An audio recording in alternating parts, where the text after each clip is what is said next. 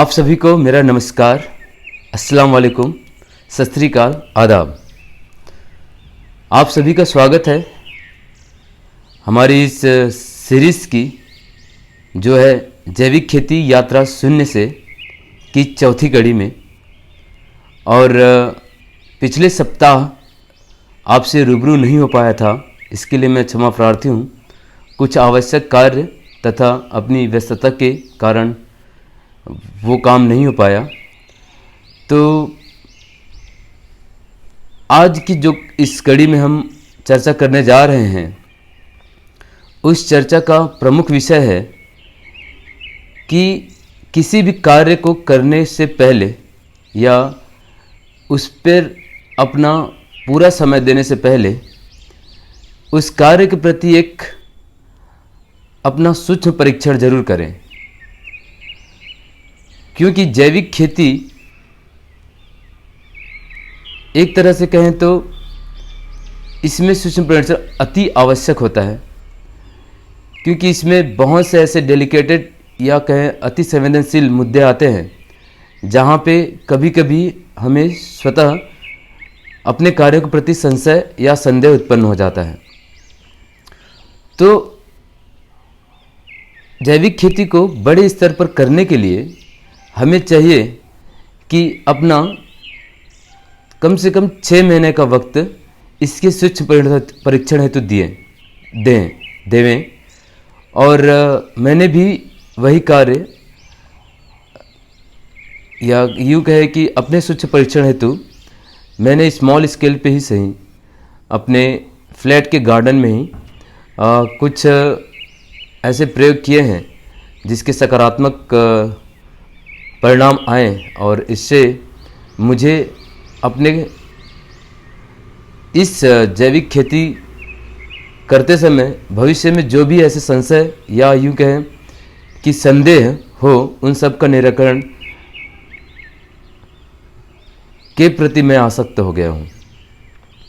और साथ में आज की इस एपिसोड में आपको एक झलक मिलेगी कल जो हमने कार्य किया उसकी भी। और बस आने वाले कुछ महीनों के पश्चात जैविक खेती के लिए जो हमारा प्रोजेक्ट है या कहीं इस यात्रा का जो महत्वपूर्ण कदम होगा उसका प्रारंभ करने जाएंगे। तो देर किस बात की, चलिए प्रारंभ करते हैं आज का एपिसोड नंबर 4, जैविक खेती यात्रा शून्य से जीवन धरा के खिलाफ नहीं धरा के साथ की चौथी कड़ी। मेरा सबसे पहला प्रयोग वेजिटेबल्स के लिए था, जिसमें मैंने टमाटर उगाए थे।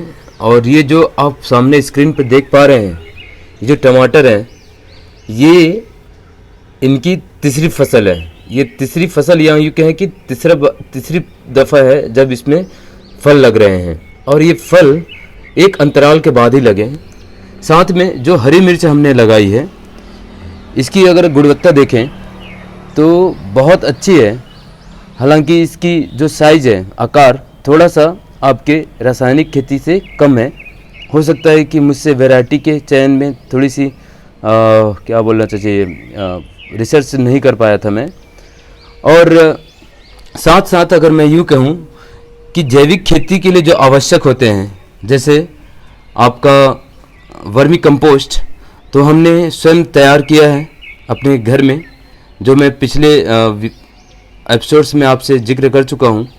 साथ में कुछ आवश्यक खाद की आपूर्ति हेतु आपकी सरसों खली, नीम खली, ये सब मुझे अपने कार्य क्षेत्र में ही निःशुल्क उपलब्ध हैं। क्योंकि इस क्षेत्र के लिए, इस कार्य हेतु मैंने ये निर्धारित किया है, जब नीम का फसल या नीम के पकने का मौसम आएगा, उस समय हम कलेक्ट करके उससे नीम खली बनाएंगे। उसी तरह से सरसों खली का भी प्रयास करेंगे।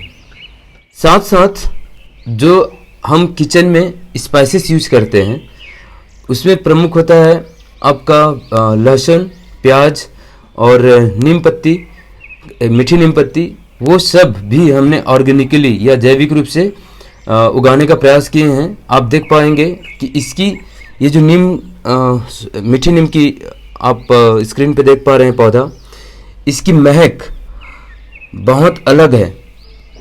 और मैंने इसी कड़ी में एलोवेरा की खेती के लिए भी प्रयास किया, जिसमें आप ये देख पा रहे हैं कितना स्वस्थ पौधा है। और इसके जो मिट्टी है इसमें केचुए, अच्छी प्रजाति के केचुए हैं, और इसकी मिट्टी आप देखें तो खाद से कम नहीं लगता। ये देखिए, तो गुणवत्ता बढ़ गई है इसकी। और ये प्रयास हम करते रहे हैं और जिसका परिणाम अभी बहुत अच्छे आए हैं। सामने भिंडी का पौधा है। इस भिंडी में भी आपके कह सकते हैं जो फल हैं वो बहुत ही आकर्षक है और स्वादिष्ट हैं। साथ साथ जब हम खेती करते हैं तो मिट्टी तैयार करने हेतु कुछ अन्य प्रकार के भी आपको अवयव मिलाने होते हैं, जिसमें कोकोपीट है। तो कोकोपीट हम स्वतः ही तैयार कर रहे हैं खुद से, जिस पे मार्केट बाज़ार पर हमारी निर्भरता नहीं है। और एक विशेष चीज़ ये था कि जो आप चाय की पत्ती के जो अवशेष रह जाते हैं चाय बनाते समय, उस अवशेष से हमने जो कहना चाहिए जो फ्लावरिंग प्लांट्स होते हैं, उन फ्लावरिंग प्लांट्स के लिए खाद बनाया मैंने और उसका प्रयोग किए, तो उसमें अप्रत्याशित सफलता या परिवर्तन हमको नज़र आया। तो इस तरह से जैविक खेती प्रारंभ करने से पहले ही मैंने अपने स्वयं के परीक्षण हेतु कुछ प्रयोग किए, जिसके सकारात्मक परिणाम आए हैं। हम अभी आधुनिक शहर नया रायपुर के मध्य में है, और क्योंकि शहरों में अवशिष्ट प्रबंधन एक बहुत बड़ा कार्य होता है, सारी सरकारें इस पे अपना सक्रिय प्रयोग और कार्य संचालित कर रहे हैं। तो हमारा एक प्रयास है कि जो भी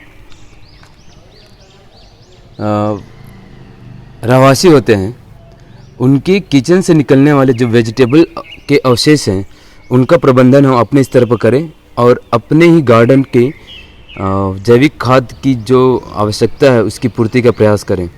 तो कल हमने एक काम यह किया कि इस जगह पर ये गड्ढा बनाकर, ये क्यारी है बेसिकली, इस क्यारी के जो मिट्टी हैं, जो बिल्डिंग स्क्रैप थे, उसको निकाल करके हमने यहाँ पे एक बनाना का पौधा और साथ में कुछ फ्लावर और जो मेरे पास रखे हुए थे देशज प्रजाति के केचुए, वो मैंने यहाँ छोड़ दिए हैं। और यहाँ के रहवासियों से अनुरोध किया है कि अपने वेजिटेबल्स अवशेष यहाँ पे नित्य दिन डंप करें, ताकि यहाँ पे हमारी आवश्यकता की पूर्ति के लिए हम वर्मी कंपोस्ट बना सकें।